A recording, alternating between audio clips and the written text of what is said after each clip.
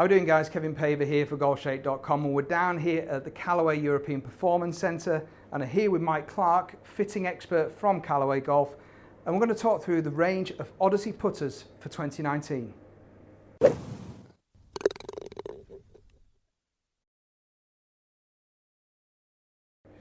Okay, Mike, so we're here today to talk through the range of Odyssey putters for 2019, which is vast. It is, yes. So I reckon if we can go through from Strokelab, we'll go through to Toulon, and just explain a little bit about the key differences between those and the different head styles that are available within those ranges. So, as you say, it's a huge range. It's monstrous. Out in retail, it must be absolutely mind-numbing how many options we've got, let alone the others. So to take you through Strokelab, new technology for this year. Most people have seen the head designs before. There are a few new ones, there are a few mallets, there are a few blades, there's some with toe hang, some not. But the main technology is the Strokelab shaft, which is a great technology. It really rebalances the whole thing. It's a constant throughout the range, so we won't go into it too detailed on the other two. Strokelab is our sort of entry point from the Strokelab technology. So it's comes with the micro hinge, the white hot version of the micro hinge technology, which most people, or some people will know about. The micro hinge technology helps with ball roll. So this was in last year's putters? Some of the putters, some of the EXO putters from last year had the white hot version. The O-Works previously with the micro hinge, you'd have seen it with a black insert. The little hinges just help create ball roll. Strokelab's really about the shaft. The head design, we have modified the heads very slightly from last year's ranges, slightly different balance, but the main thing is the fact that the weight we've saved in the middle has been spread to both ends without getting into a true counterbalance. It's more of a rebalance, which helps with consistency of stroke length, various things. This is a number 7, a very iconic shape, probably one of our most popular styles. Face balance putter, we've got toe hang versions, the blade style putters, which depending on your stroke type, general rule of thumb with any of the putters, whether it's a Strokelab where we've got the number 7 face balance, we've got the number 7 with the S hosel. The face balance nature putters, we tend to see better results when where they match a more straight back and through method. As we modify the hosel technology, or the hosel type should I say, the more we move the hosel towards the heel, the more toe hang we get. So if we do that little balance with this, you'll see that we've got a face balance putter there, and that'll match a much more straight back and through. So if you get a chance to have somebody look at your stroke, if you can't get a proper fitting, you can just get somebody to give you an idea of what your stroke type is. That can really help narrow down even the Strokelab range. If we go to something with and sorry, there's a lot of pro shops that I've seen are carrying a big proportion of this Strokelab range, so there's lots of putters that people can actually just go in and try and take out onto the putting green and have a go with them. Definitely, it's definitely something I think people should try this technology, because it's a feel-based technology. It's a consistency that we get from rebalancing the putter. Technically, we've seen a lot of an improvement with people's length of backswings, tempos of backswings, centerness of contact, face control, just because we've given people a little bit more feel of where the head is and where the whole putter is. I know we, Ryan and I tested these out in Orlando when we were out at the PGA show, and both of us noticed significant improvements in our putter. Ryan tried the Marksman, and that's not come out of his back here. We cannot get it off him. So I'm sure we can work out somewhere getting that out of his bag somehow. But that's not an uncommon story. Even at the tour level, people have just grabbed hold of the idea and run with it, and they're just getting fantastic feedback. Here at the Performance Centre, we're getting amazing feedback on Strokelab, whether it's a Toulon version, whether it's the EXO that we'll come on to in a moment. But the majority of people will go straight into the Strokelab because it gives you the best of everything, really. Perfect. And then so on to the EXO range. EXO range. So this really, the term EXO is basically exoskeleton. So what this really does is it takes a high moment of inertia putter to the next level.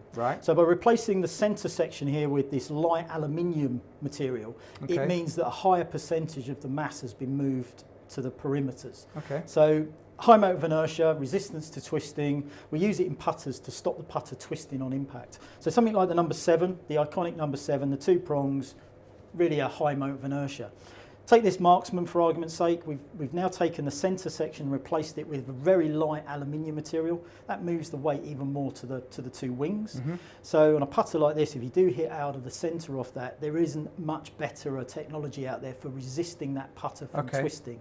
Comes in a variety of different styles. The iconic 2-ball, the Marksman, which is a great alignment story. We've got number 7s of variety of different sizes, shapes and hosel locations.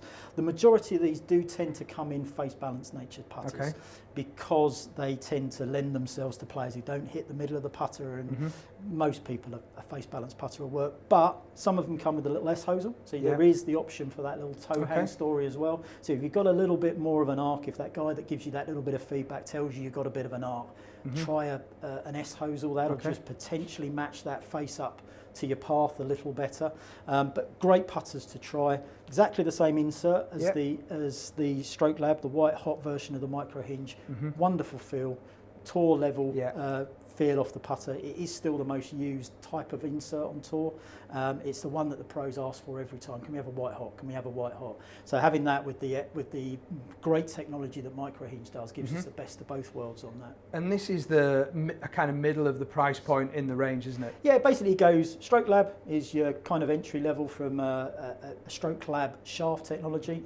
We've got the Strokelab shaft in. You go up to the next level, you get that high moment of inertia story.